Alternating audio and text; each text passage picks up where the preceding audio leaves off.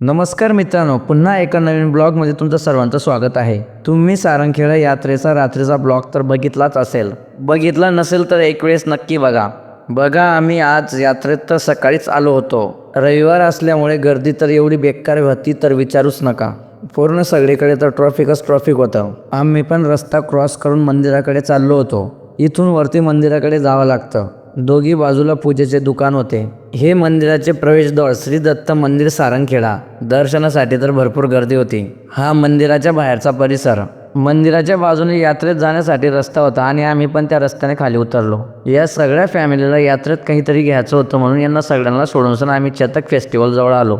चतक फेस्टिवलच्या आतमध्ये जाताच रात्रीपेक्षा जरा जास्तच गर्दी होती। मग इकडे आलो आणि इथं हॉर्स रायडिंग चालू होती। थोडा वेळ इथं थांबून विक्रीसाठी ठेवलेले घोडे पाहण्यासाठी गेलो।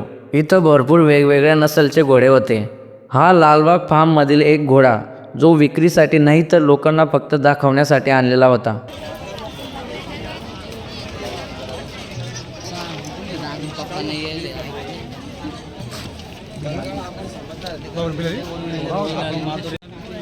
तोंडाला काय झालं याच्या रे नाही बेटावर पिलाय आंबट चालू काढायची गावे 9 वर्षाचा हा बाळ आहे।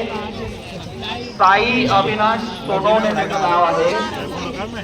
साई बाळ तू कुठेही असशील। मग या सुलतान घोड्याजवळ आलो।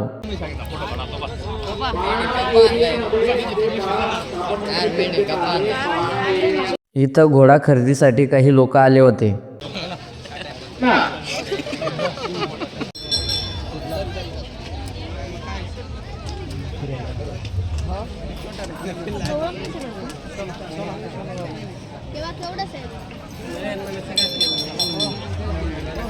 लेवाय काय वाटतं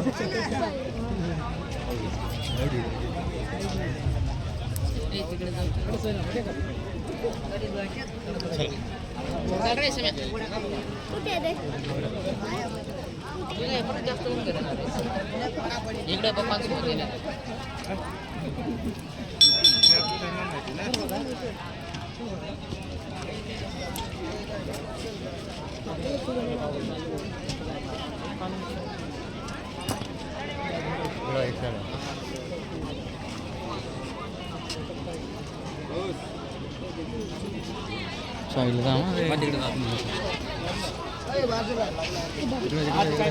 बॅरेट लागले नाही दाखवून दिला ते लागून बॅरेट लागलं होतं।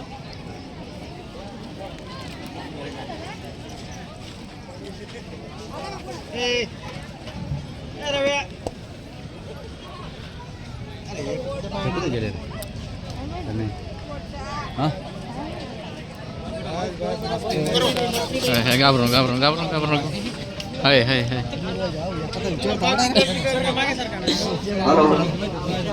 हॅलो आम्ही चालले नाव जाते यात्रेकरू बंधूंना आनंदाची बातमी। साई अविनाश सोनवणे हा 8-9 वर्षाचा बाळ हरवला होता। त्याला शोधण्यासाठी त्याची स्वतःची आजी फिरत होती आणि आजीला हा नातू गवसला सापडला। तो भगवंताला कोटी कोटी धन्यवाद। यात्रेकरू बंधू भगिनींना विनंती, आपल्या मुलाच्या हातात आपला बोट देऊ नका, त्याचा हात आपल्या हातात घ्या। आपण काय करतो, आपला बोट त्याच्या हातामध्ये देतो म्हणजे तो आपला बोट धरून चालतो। तर तिथून निघालो आणि या फार्म जवळ आलो। इथं पण घोडे एकदम मस्त होते। हे घोड्यांच्या सजावटीसाठी लागणाऱ्या सर्व साहित्यांचे दुकानं होते। मग परत तिथं घोड्यांचा शो पाहण्यासाठी आलो। पूर्ण घोड्यांचा शो पाहिला आणि घराकडे निघालो। व्हिडिओ आवडला असेल तर लाईक नक्की करा। बाय।